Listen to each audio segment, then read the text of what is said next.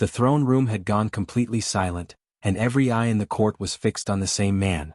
Queen Lyra sat forward on her golden throne, her finger pointed directly at the human standing before her, his uniform faded, his posture calm, his eyes never once dropping to the floor. She had expected fear. Instead she found herself staring at a man who seemed strangely untouched by the threat of his own execution. "Kneel," she said again, her voice sharpening across the marble hall. Daniel Cross did not move. When he finally spoke, his answer was quiet enough that the entire room leaned forward to hear it. "I came here to help your people, your majesty. Not to prove that I'm beneath you."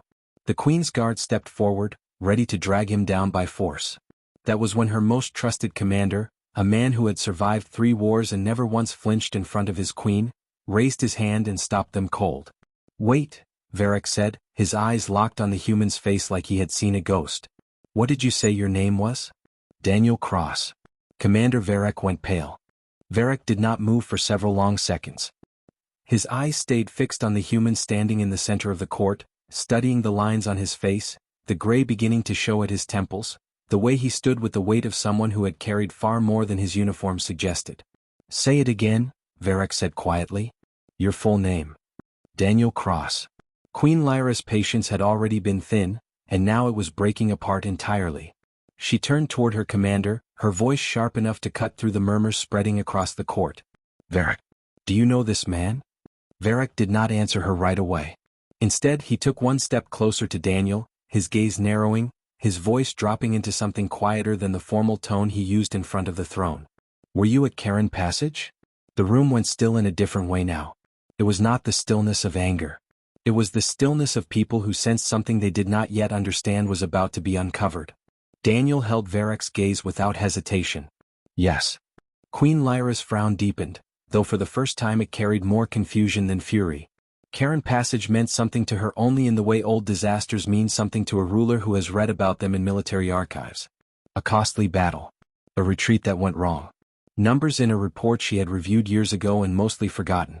She looked between her commander and the human he seemed to recognize, and something in her expression shifted from irritation toward the beginning of unease.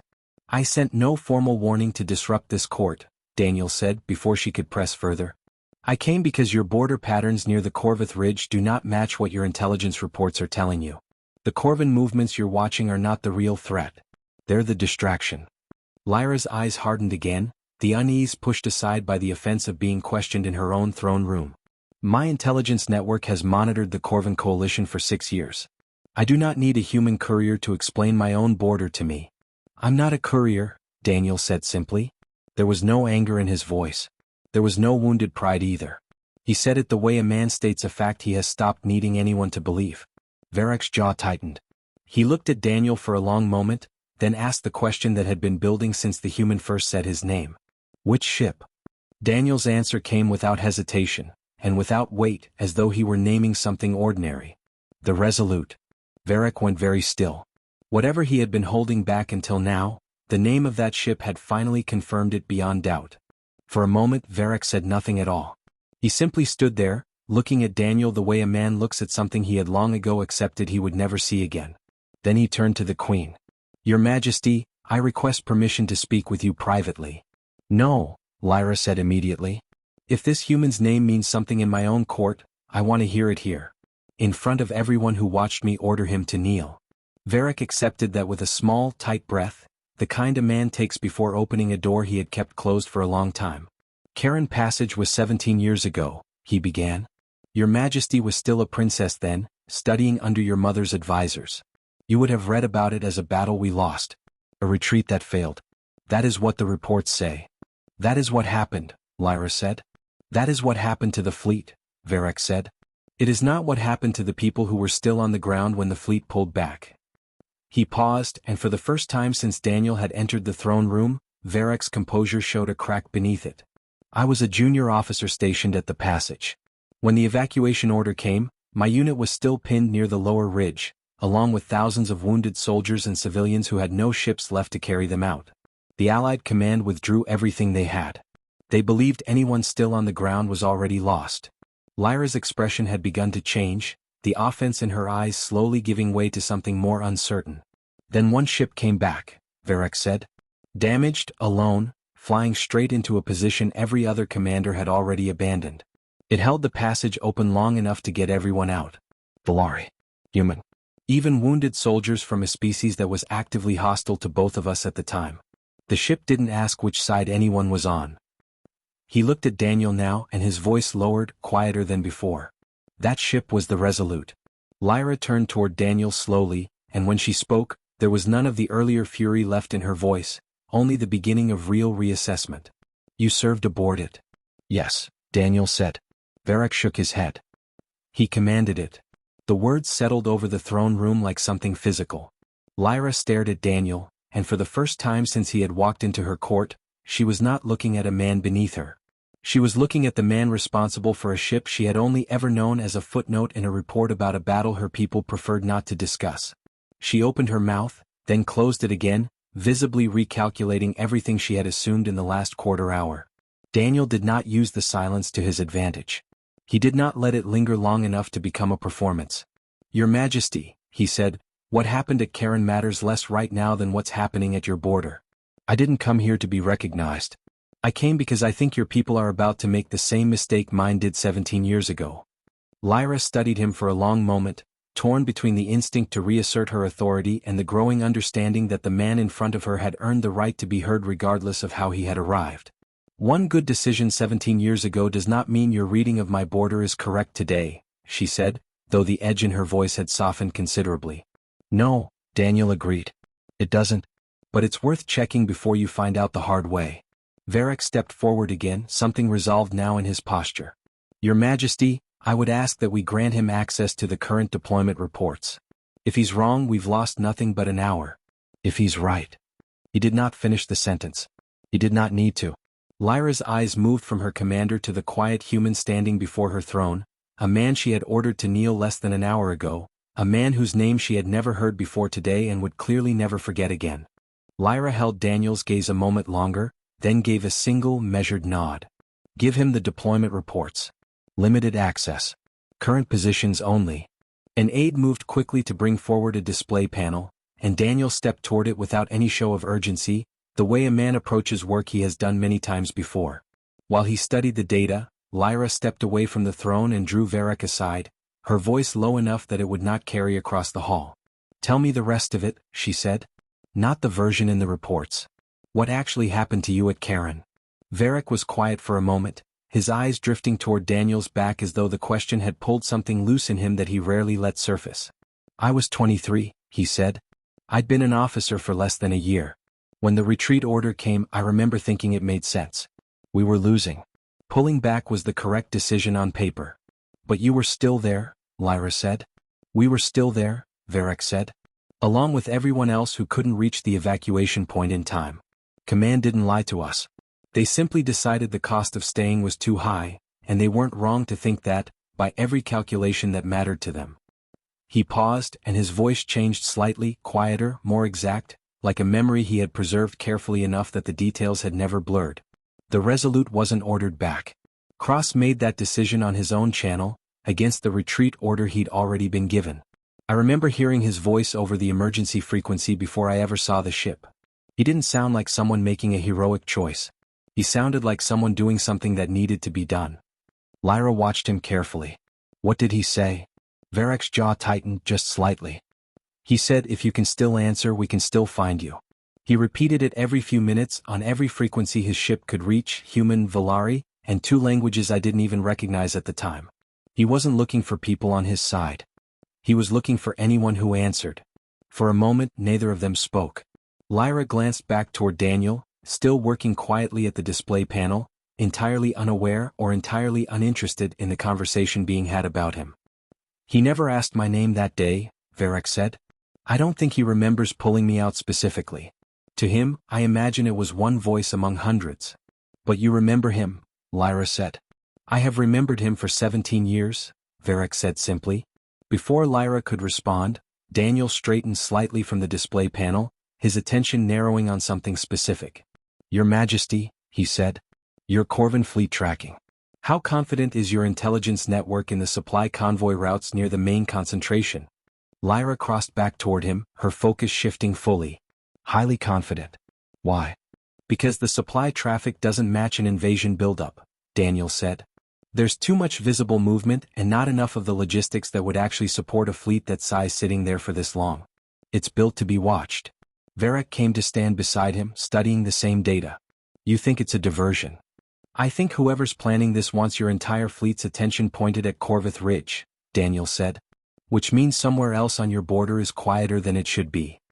He traced a section of the display, narrowing the search, his expression settling into the focused stillness of a man who had done this kind of work for most of his life.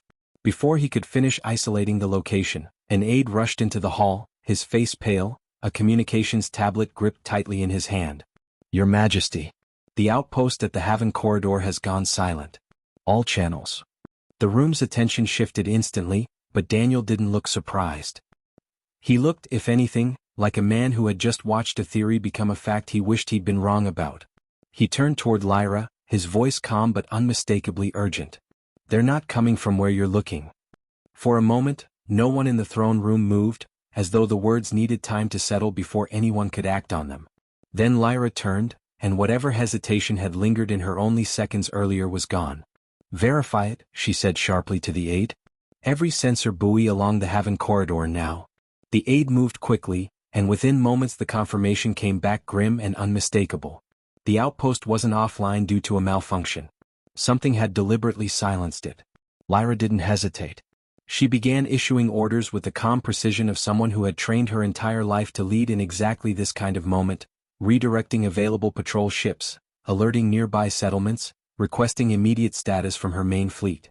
The answer that came back a few minutes later was the one Daniel had already expected. Your Majesty, the fleet commander's voice reported over the comm, the main fleet is fully committed at Corvith Ridge. We can begin repositioning immediately, but at full speed, our fastest ships are still 6 hours from Haven. Lyra's expression tightened, the full weight of the miscalculation finally visible on her face. 6 hours was more than enough time for whatever was moving through that silent corridor to reach populated Volari territory.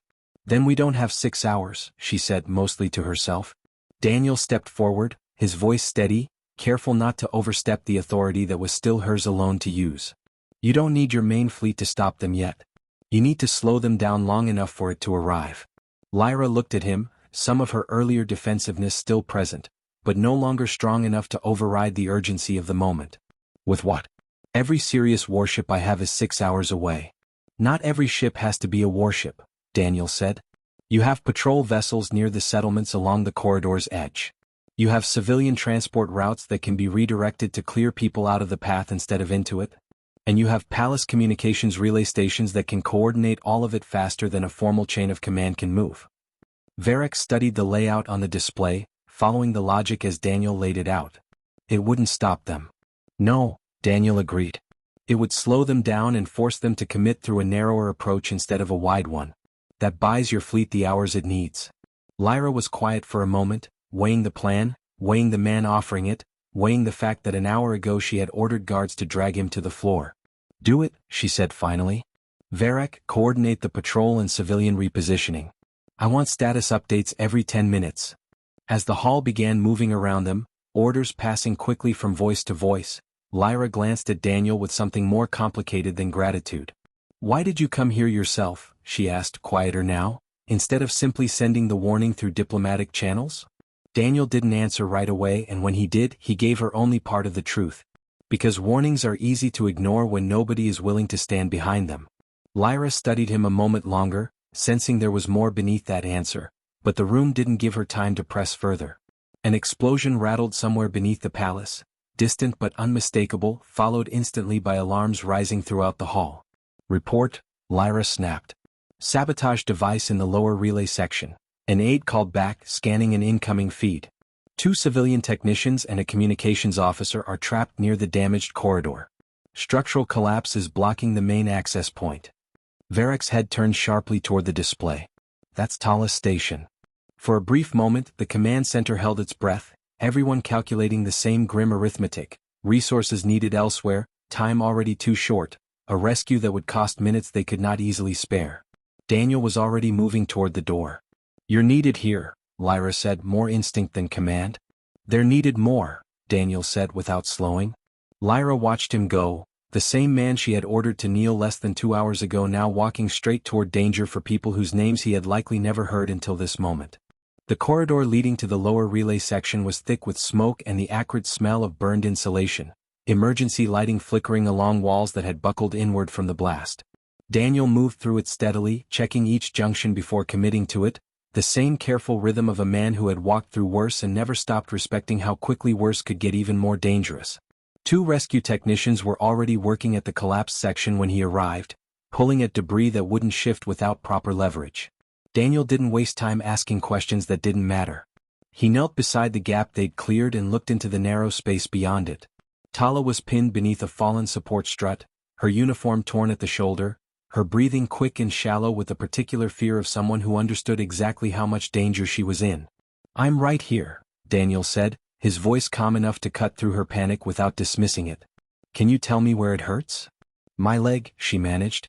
"I can't feel my leg." Daniel assessed the strut's angle, calculating weight and pressure points the way a man does when he has done this more times than he could count and never once let it become routine. "We're going to lift this together," he said to the technicians, then turned back to Tala, keeping his voice level and close. "I need you to stay with me. Keep talking. Tell me your name again." "Tala." "Tala?" he repeated. "If you can still answer me, I can still find you." The words left him simply, without performance, the way a man repeats a promise he had made long ago and had never stopped believing. Above them, in the command center, the words carried faintly through an open channel on Tala's damaged comm unit, relayed automatically to the emergency frequency the entire staff was monitoring. Varric went rigid where he stood. Lyra glanced at him, catching the change immediately. "What is it?" Varric didn't answer at first. He was somewhere else entirely, 17 years and 1 battlefield away, hearing a voice over a dying channel promise the same thing to a frightened young officer who had never expected to survive that day. "That's what he said," Varric murmured. "At Karen." Word for word. Below them, the strut finally gave way, and the technicians pulled Tala free, her leg badly injured but her breathing steadying now that the weight was gone. Daniel helped carry her clear of the wreckage himself, refusing to hand off the effort until she was safely in the hands of the medical team waiting beyond the smoke. By the time he made it back to the command center, his uniform torn at the sleeve and a shallow cut along his forearm he hadn't bothered to treat, the larger crisis had not waited for him. "The Corvin strike force has entered the Haven corridor," Varric reported grimly. "Faster than projected. Our repositioned patrol ships are slowing them, but not by much." Lyra looked at Daniel as he stepped back into the room, taking in the injury, the exhaustion beginning to show at the edges of his composure, and something else she hadn't expected to feel toward him only hours earlier. "Why did you really come here?" she asked, quieter than before, no longer a demand but something closer to a genuine question. Daniel was silent for a moment, the kind of silence that comes before a man finally says something he has carried alone for a long time. "After Karen, I promised myself something," he said. "If I ever saw another people walking toward the same mistake we almost made, I'd say something. Even if they didn't want to hear it. Even if it cost me nothing to just walk away and let someone else deal with it later." He glanced briefly toward the display still tracking the Corvin advance. "I've kept that promise exactly once before today," he said. "I wasn't going to let this be the time I broke it." Lyra held his gaze, and whatever calculation had still been running behind her eyes finally settled into something resembling trust rather than suspicion. "Full access," she said, turning to her staff. "Give Commander Cross everything he needs. All of it." Varric looked at her, then at Daniel, and for the first time since the throne room, something like relief crossed his face. Within minutes, the command center had reorganized itself around a single display showing the Haven corridor and the narrowing gap between the Corvin strike force and the settlements beyond it. Daniel stood at the center of it, not issuing commands, but tracing a path along the terrain with the focus of a man reading a problem he had seen before in a different shape. "They expect you to throw everything you have at the corridor the moment your fleet arrives," he said. "That's what a frightened defender does. Concentrate everything, meet them head on, hope numbers are enough." "That's what most defenders do because it usually works," Varric said. "It works against an enemy who isn't expecting it," Daniel said. "This one is. Their whole plan depends on you reacting exactly the way you're supposed to." Lyra studied the corridor's layout, her eyes moving along the narrow passage where it bent sharply around a dense cluster of rock formations before opening into wider space beyond. "There's a choke point here. If we let them believe the path stays open past it." "They keep advancing," Daniel said. "Committing further than they intended, Because nothing stopped them yet. That's when the corridor stops being their advantage and starts being yours. Varric leaned over the display, already recalculating positions in his head. We'd need to hold the appearance of a weak defense long enough to draw them past the formation. If we move real strength in too early, they'll see it and pull back. Then we don't move it in early, Lyra said. We move it in quiet. Patrol ships, not warships. Let them think we're still improvising. Daniel nodded. Clear every civilian transport out of the corridor entirely before that happens. If this works, you don't want ordinary traffic caught between the fleet and the trap. Already in progress, Varric said. Tala's replacement began redirecting civilian routes the moment access was granted. Lyra looked between the two of them, then made the decision that was hers alone to make. Do it. Quiet positioning past the choke point.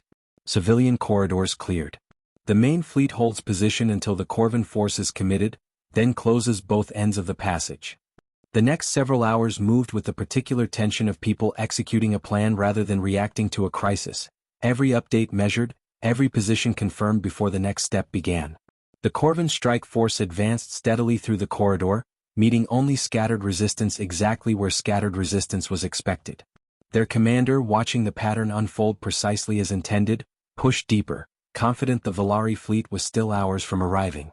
The main Valari fleet arrived barely 20 minutes before the Corvan commander expected it to become a serious factor. The Valari fleet reached the corridor's outer edge just as the strike force crossed fully past the rock formation, and Varric gave the order to seal both ends of the passage at once. The Corvan commander's realization came too late to matter. His ships were committed to a path that no longer led anywhere they could use, boxed between forces they hadn't accounted for and terrain they could no longer maneuver through. Over an open channel, his voice came through sharp with disbelief. This wasn't your formation 3 hours ago. Who changed this? Varric's answer was calm, almost quiet, but it carried clearly across the frequency. A man we were foolish enough to mistake for someone unimportant. Within the hour, the Corvan force had no viable path forward and no acceptable cost to continue forcing one. Their commander requested withdrawal terms rather than risk annihilation in a corridor that had turned against him. Lyra granted them, efficient and without cruelty, the decision of someone who understood that a defeated enemy handled poorly today becomes a determined enemy tomorrow. By the time the immediate threat had passed, the sun beginning to rise over the palace through windows that had been dark since the crisis began, Lyra made her way back toward the throne room, Varric beside her, both of them quieter than they had been in hours. Daniel was already there when they arrived, standing near the same spot where he had once refused to kneel, a small travel case resting beside him. He was preparing to leave. Word of what had happened at Haven Corridor spread through the palace long before Lyra reached the throne room, and by the time she arrived, the court had already gathered again, filling the same hall where the confrontation had begun only hours earlier. Daniel stood near the same spot he had stood in before, the travel case beside him, no guards positioned around him this time, no tension bracing the room for violence. Lyra crossed the floor slowly, and when she reached the base of her own throne, she did something the court had not seen her do in all the years of her reign. She did not sit down. She stepped past the throne entirely and stopped in front of Daniel, close enough that the distance between them no longer carried the weight of a ruler addressing a subject. I owe you an apology, she said, her voice carrying clearly across the silent hall. Not because you were right about the corridor. Because I judged you before I had any right to. Daniel didn't answer right away, and when he did, it wasn't the kind of gracious deflection that would have let her off easily. You judged me by the only measure your position ever taught you to trust, he said. Rank. Appearance. What a man carries into a room instead of what he's carried through his life to get there. That's not unusual. It's just not always accurate. Lyra studied him for a moment, then asked the question that had clearly been sitting with her since the moment Varric first said his name. Why didn't you tell me who you were? The moment I ordered you to kneel, you could have ended it instantly. Because my name wasn't the reason your people were in danger, Daniel said. If I'd used it to save myself an uncomfortable hour in your court, it wouldn't have changed anything that actually mattered. Haven still would have gone quiet. Your fleet still would have been in the wrong place. My name was never the thing worth protecting in that room. The hall stayed silent for a long moment, the weight of that answer settling over people who had spent their entire lives believing status and survival were the same thing. Lyra considered offering him a formal honor, the kind of ceremonial recognition her court had given to legendary figures before, but something in his expression told her before she even suggested it that he would decline. There are people who responded the moment the warning became real, Daniel said, as though reading the offer before she made it. The rescue teams who went into that relay section. The patrol crews who held the corridor without knowing if backup was actually coming. If you want to honor someone, honor them. Lyra nodded slowly, something settling into place behind her eyes that looked very much like genuine respect rather than simple relief. It was Varric who stepped forward next, and for the first time since Daniel had entered the court, his composure carried something openly personal rather than strictly professional. There is something I have wanted to say for 17 years, he said, his voice steady but carrying more weight than his usual military reserve allowed. Thank you. For a decision you made that you probably don't remember making about a person you never knew you saved.